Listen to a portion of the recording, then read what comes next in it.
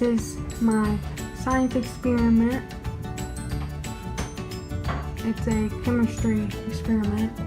And as you can see, there will be a chemical reaction and it will be a mixture of colors. You can already see that there's starting to be greens and purples coming out.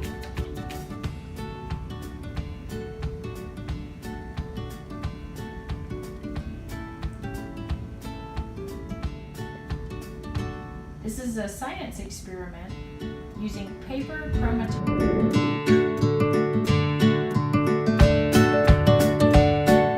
Here is our experiment again.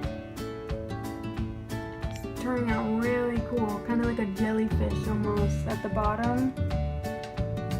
Really cool. I will say that we changed up some of the materials from the actual procedure that we were doing.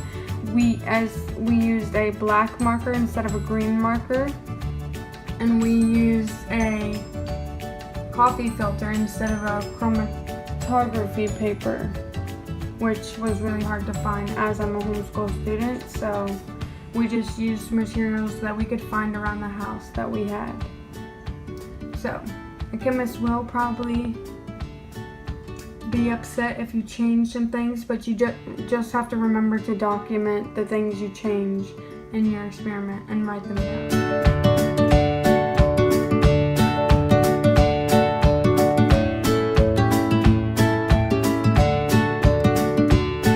Hey guys, the recommended time in my chemistry book for this procedure was 15 minutes, and that time is almost complete.